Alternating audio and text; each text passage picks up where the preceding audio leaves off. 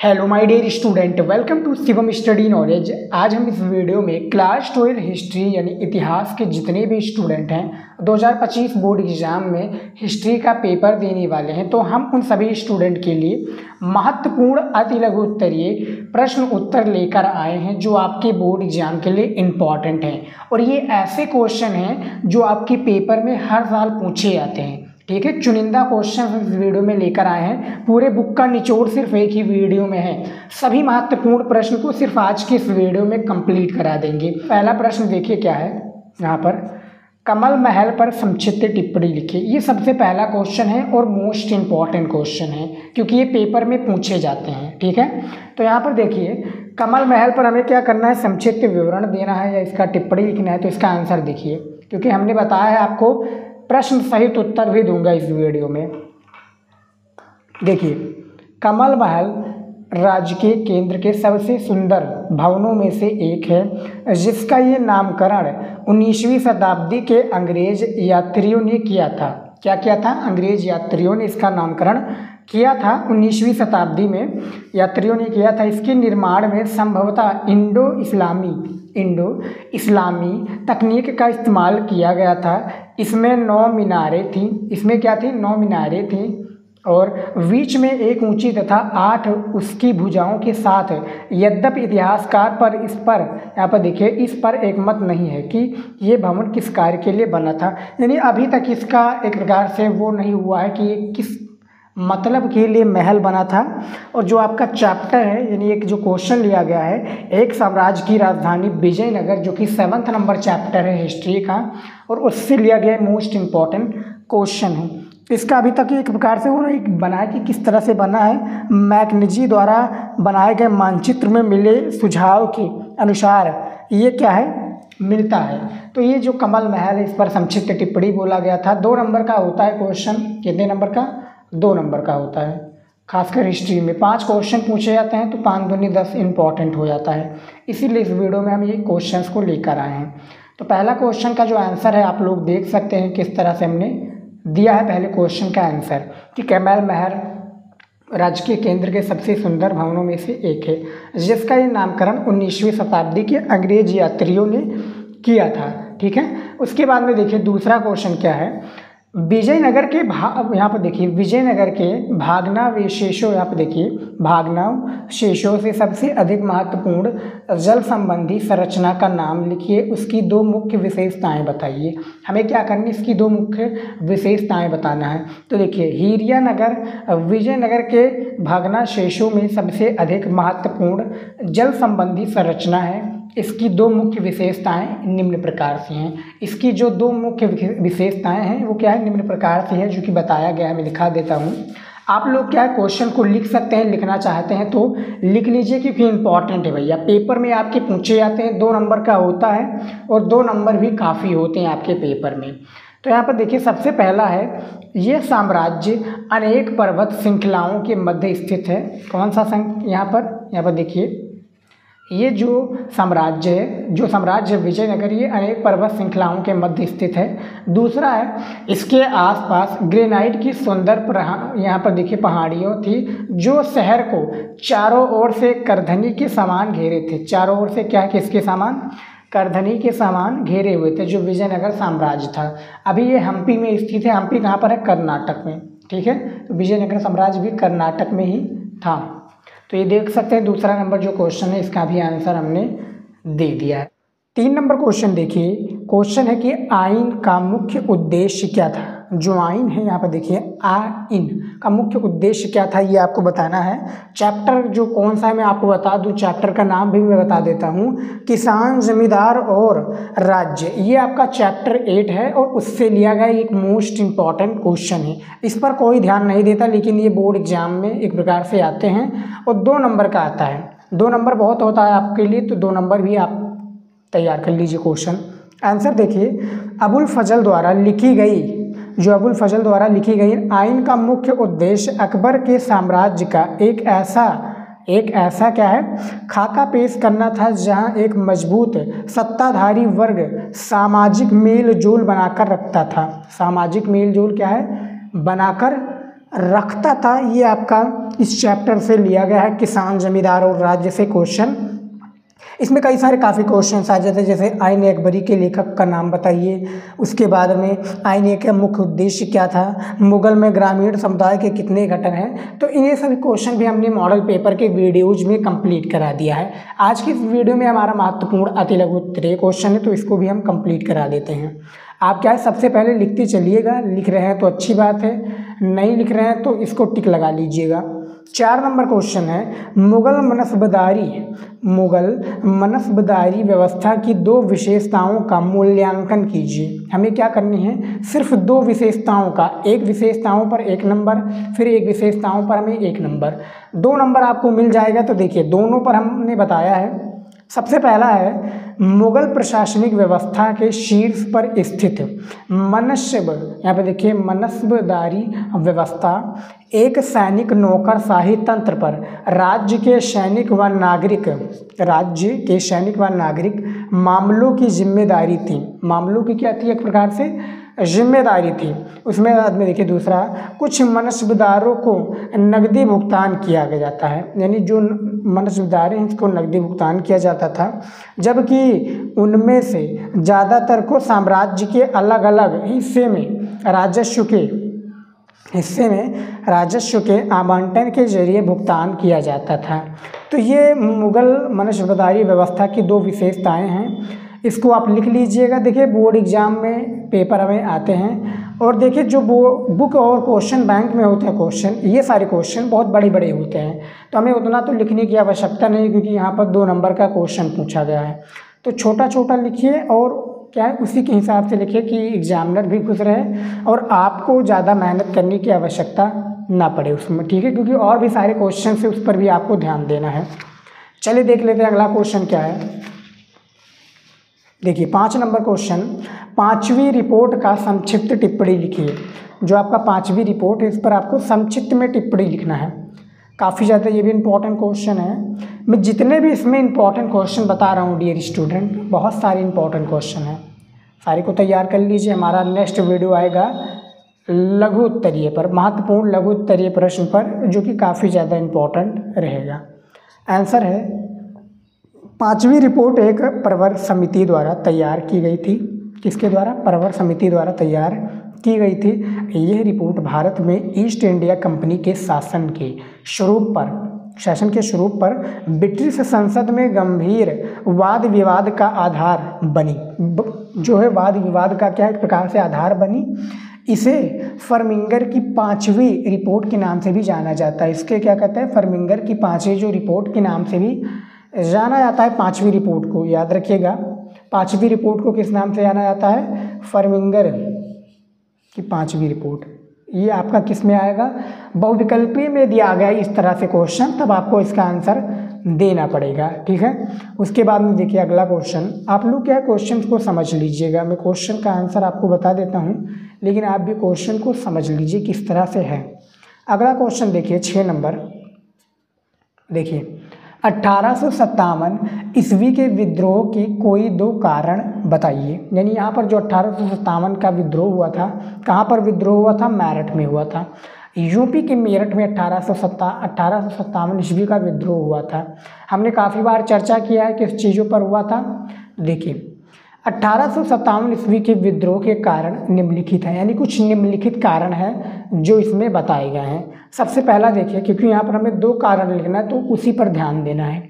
सबसे पहला कारण है, अंग्रेजों ने आर्थिक दृष्टि से व्यापार और हस्त उद्योगों को काफ़ी चोट पहुँचाई। यानी जो हस्त उद्योग हैं उनको काफ़ी चोट पहुँचाई, उन पर क्या है प्रकार से शासन किया अंग्रेजों ने आर्थिक दृष्टि से, जो कि 1857 का विद्रोह का कारण बना। दूसरा जो कारण है, सैनिकों को जो चर्बी लगी, यहाँ पर देखिए सैनिकों को जो चर्बी लगे हुए कारतूस दिए गए थे, जिससे हिंदू तथा मुसलमान सैनिकों की धार्मिक भावनाओं को चोट पहुंची तथा विद्रोह भड़क उठा। यहाँ पर देखिए जो सैनिकों को जो चर्बी लगे हुए कारतूस दिए गए थे, क्या दिए थे? कारतूस दिए गए थे, उसमें हिंदू तथा मुसलमान सैनिकों की धार्मिक भावनाओं को चोट पहुंची तथा विद्रोह भड़क उठा। ये 1857 ईस्वी का विद्रोह का 2 कारण है। उसके बाद में देखिए 7 नंबर क्वेश्चन, लाल, देखिए यहाँ पर देखिए लाल बाल और पाल के नाम से किन्हें जाना जाता है? लाल, बाल, पाल के नाम से किन्हें जाना जाता है, ये आपको बताना है। तो आंसर देखिए, लाला लाजपत राय, बाल गंगाधर तिलक तथा विपिन चंद्र पाल। लाला लाजपत राय, बाल गंगाधर तिलक तथा विपिन चंद्र पाल को लाल, बाल और पाल के नाम से जाना जाता है। लाला लाजपत राय पंजाब से, बाल गंगाधर तिलक महाराष्ट्र से तथा विपिन चंद्र पाल बंगाल से थे। ठीक है, ये एक प्रकार से अर्थ बोर्ड एग्जाम में जब क्वेश्चन आएगा कि लाल, बाल और पाल के नाम से किन्हें जाना जाता है, तब आपको बताना रहेगा। ठीक है स्टूडेंट, इसी तरीके से बताइएगा और अपना 2 नंबर कंफर्म कर लीजिएगा। ठीक है, और हमारा जो मॉडल पेपर वाला वीडियो आता है, इंपॉर्टेंट टॉपिक का भी वीडियो मैं जल्दी लेकर आने वाला हूँ, तो वो वीडियो भी आप लोग देखिए क्योंकि इंपॉर्टेंट रहता है। ठीक है, उसके बाद में देखिए अगला क्वेश्चन।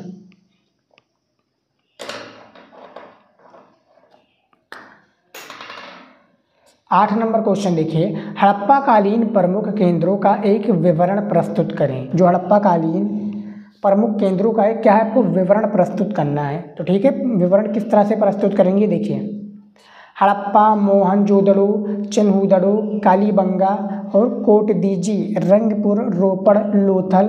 फिर यहाँ पर देखिए आलमगीरपुर, बनावली एवं धोलावीरा आदि हड़प्पा कालीन प्रमुख केंद्र थे। क्या है, आदि हड़प्पा कालीन प्रमुख केंद्र थे। कौन कौन से थे, यहाँ पर देख सकते हैं, प्रमुख केंद्रों का नाम बताया गया है। और यदि बोर्ड एग्जाम में यही क्वेश्चन पूछ लिया जाता है किसमें, विस्तृत उत्तरीय में, जो कि 10 नंबर का एक क्वेश्चन होता है, तब इसके बारे में आपको पूरा जानकारी देनी होती है कि हड़प्पा कालीन कहाँ पर है, इसकी विशेषताएं क्या है, पूरी जानकारी देनी होती। मोहनजोदड़ो देखिए, हड़प्पा, मोहनजोदड़ो, चिन्हुदड़ो, कालीबंगा, कोटदीजी, रंगपुर, रोपड़, लोथल, आलमगीरपुर, बनावली एवं धोलावीरा आदि हड़प्पा कालीन प्रमुख केंद्र थे।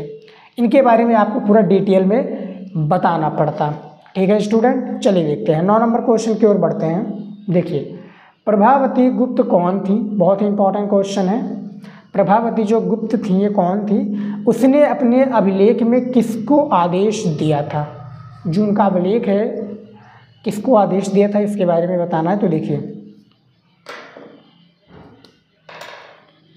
प्रभावती गुप्त आरंभिक भारत के एक सबसे महत्वपूर्ण शासक चंद्रगुप्त द्वितीय की पुत्री थी। किसके थी, चंद्रगुप्त द्वितीय की पुत्री थी। कौन, प्रभावती गुप्त द्वितीय की पुत्री थी। उसका विवाह वाकाटक नरेश रुद्र, यहाँ पर देखिए, रुद्रदमन द्वितीय के साथ हुआ था। उसने अपने अभिलेख के ग्राम कुटुम्बिनों, ब्राह्मणों और दंगुन गांव के अन्य वासियों को आदेश दिया था। क्या दिया था अभिलेख में, किसको आदेश दिया था, प्रभावती गुप्त ने।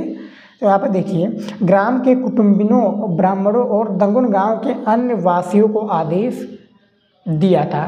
तो जब ये 9 नंबर क्वेश्चन आएगा तो इसी तरीके से इसका आंसर आप लोगों को देना है। समझ में आ गया, इंपॉर्टेंट क्वेश्चन है स्टूडेंट, इसको आप सीरियस में लीजिएगा। और जो मॉडल पेपर का वीडियो बनाता हूँ उसको भी आप ज़्यादा से ज़्यादा सॉल्व कीजिए। मेरे टेलीग्राम पर भी अपलोड करता हूँ। फ्री में मॉडल पेपर चाहिए तो टेलीग्राम ज्वाइन कर लीजिए, लिंक मैंने डिस्क्रिप्शन में दिया हुआ है, ज्वाइन कर लेंगे तो वहाँ पर भी आपको काफ़ी सारी फ्री चीज़ें मिलेंगी, फ्री नोट्स, जो मैं वीडियो में कहता हूँ कि नोट्स मिलेगा उसी में मिलेगा। ठीक है, उसके बाद में देखिए अगला क्वेश्चन, 10 नंबर का अगला क्वेश्चन है परियाग परस्थिति। यहाँ पे देखिए, परस्थिति के बारे में आप क्या जानते हैं, इसके बारे में बताइए। देखिए, परियाग परस्थिति की यहाँ पर देखिए रचना गुप्त सम्राट समुद्रगुप्त के राज्य कवि हरिसेन, समुद्रगुप्त के जो राज्य कवि थे हरिसेन ने की थी। हरिसेन ने इस परस्थिति, यहाँ पर देखिए, परस्थिति की रचना संस्कृत भाषा में की थी। इसे इलाहाबाद स्तंभ अभिलेख के नाम से भी जाना जाता है।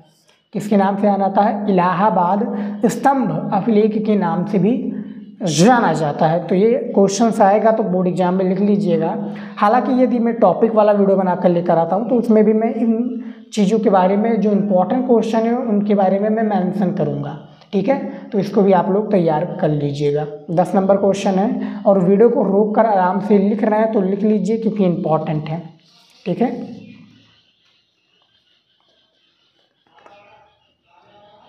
11 नंबर क्वेश्चन देखिए, पित, यहाँ पे देखिए, पितवंशिकता तथा मातवंशिकता का अर्थ बताइए। हमें क्या करना है, पितृवंशिकता तथा मातृवंशिकता का अर्थ बताना है। तो सबसे पहले पितृवंशिकता का देख लेते हैं। वह वंश परंपरा जो पिता, यहाँ पर देखिए, वह वंश परंपरा जो पिता के पुत्र फिर पौत्र फिर पपौत्र आदि से चलती है। पितृ, यहाँ पे देखिए, पिता के पुत्र पौत्र पपौत्र आदि से, यानी एक प्रकार से कहते हैं पितृवंशीय परिवार उसे कहते हैं। जैसे मान लीजिए कि मेरे बच्चे हुए, उसके बच्चे हुए, उसके भी बच्चे, यानी जनसंख्या धीरे धीरे क्या है, मैं बूढ़ा होता गया और जो मेरी जनसंख्या आती है वो बढ़ती चली जाती है, वो भी बूढ़े होते चले जाते हैं, नई नई जनसंख्या होती है, तो वो पितृवंशिकता परिवार होते हैं। जैसे यहाँ पर बताया गया है, जो पिता के पुत्र फिर पौत्र, यानी उसके पिता के जो होता है पौत्र, फिर क्या है ये पुत्र की भी पपौत्र, यानी आदि से चलती जाती है, उसी को पितृवंशिकता परिवार कहते हैं। मातृवंशिकता यानी उस वंश की परंपरा से है जो माँ से संबंध रखते हैं, यानी जो माता से, यानी उसका अपोजिट सेम वही होगा, पितृवंशिकता है। यहाँ पर आप मातृवंशिकता कह लीजिए, यहाँ पर आप पितृवंशिकता कह लीजिए, सेम प्रोसेस वही है। ठीक है, चलिए देखते हैं अगला क्वेश्चन। देखिए 12 नंबर क्वेश्चन है, महाभारत की सबसे चुनौतीपूर्ण उपकथा कौन सी है?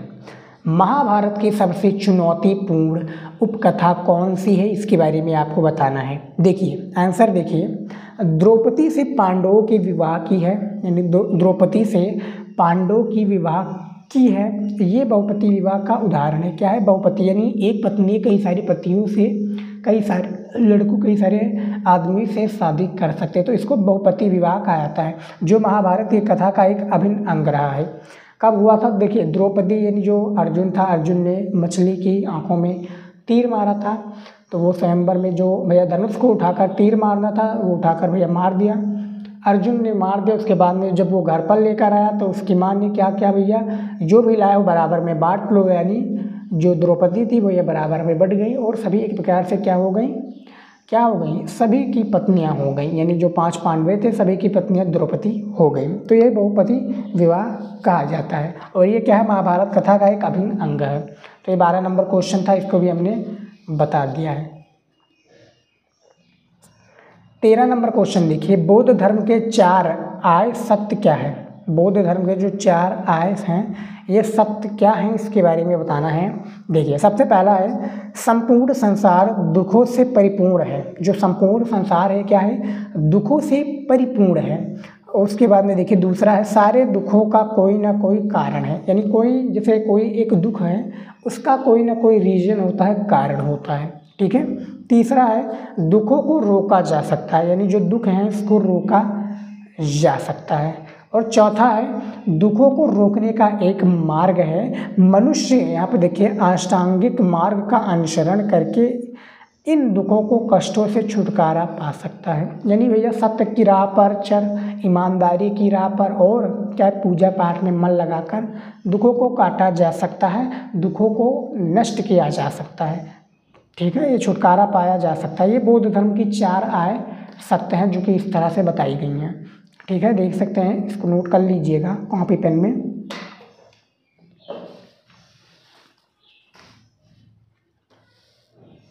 चौदह नंबर क्वेश्चन देखिए यहाँ पर, ये देखिए, दुर्याते बोरबोसा, दुर्याते, अब देखिए दुर्याते बोरबोसा बरबोसा, सॉरी दुर्याते बरबोसा कौन था, इसके बारे में बताना है। तो देखिए दुर्याते बरबोसा भारत की यात्रा करने वाला एक यूरोपीय पुर्तगाली लेखक था। एक क्या है, यूरोपीय पुर्तगाली लेखक था। उसने दक्षिण भारत में व्यापार और समाज का एक विस्तृत विवरण लिखा।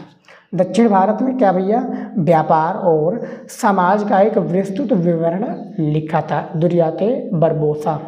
नाम इसका याद रखिएगा, पेपर में जब आएगा भैया तो पेपर में आप इसी तरीके से लिखिएगा कि दुर्याते बरबोसा कौन था। हिस्ट्री के ये सारी क्वेश्चन हैं। ठीक है, अगला क्वेश्चन देखिए 15 नंबर, यहाँ पर देखिए 15 नंबर क्वेश्चन है, इस्लाम के 5 स्तंभ क्या थे? इस्लाम के जो 5 स्तंभ थे वो क्या थे? देखिए सबसे पहला स्तंभ था अल्लाह एकमात्र उनका ईश्वर है। इस्लाम यानी मुस्लिम शिक्षा से रिलेटेड है, अल्लाह एकमात्र उनका क्या है, ईश्वर है। दूसरा है पैगंबर मोहम्मद साहब उनके दूत यानी साहद हैं। तीसरा है दिन में 5 बार नमाज पढ़ी जानी चाहिए, यानी जो मुस्लिम में है दिन में 5 बार कम से कम नमाज पढ़ी जानी चाहिए। चौथा है खैरात यानी ज़कात बांटनी चाहिए, खैरात यानी ज़कात बांटनी चाहिए। 5वां है रमज़ान के महीने में रोज़ा रखना चाहिए, यानी जो 1 महीने का रमज़ान होता है इसमें रोज़ा रखना चाहिए व्यक्ति को, यानी कोई भी व्यक्ति हो उसको रोज़ा रखना चाहिए। और यहाँ पर देखिए हज के लिए मक्का जाना चाहिए, हज के लिए मक्का मदीना जो भी होता है ना मुस्लिम में, वो भी जाना चाहिए इनको। तो इस्लाम के 5 स्तंभ है जो कि इस्लाम को करना अनिवार्य होता है एक प्रकार से, और वो क्या है कुछ करते हैं कुछ नहीं करते हैं उसमें। इस प्रकार से जो 1 महीने का जो रमज़ान होता है कुछ लोग रखते हैं कुछ लोग नहीं रखते हैं। तो ये है भाई हमारा 15 नंबर क्वेश्चन, और जो कि आखिरी क्वेश्चन था हिस्ट्री का इस वीडियो का। और ये सारे काफ़ी इंपॉर्टेंट क्वेश्चन है हमने जो बताया इस वीडियो में। 15 इंपॉर्टेंट क्वेश्चन आप सभी के लिए लेकर आया था हिस्ट्री के लिए। उसके बाद में अब हमारा और भी क्वेश्चन आएगा, और जो मैं इंपॉर्टेंट क्वेश्चन लेकर आऊँगा उसमें मैं इंक्लूड कर दूंगा और भी अति लघु उत्तरीय क्वेश्चन। तो फिलहाल इस वीडियो में इतना ही था, मिलते हैं नेक्स्ट वीडियो में नए टॉपिक के साथ। जय हिंद।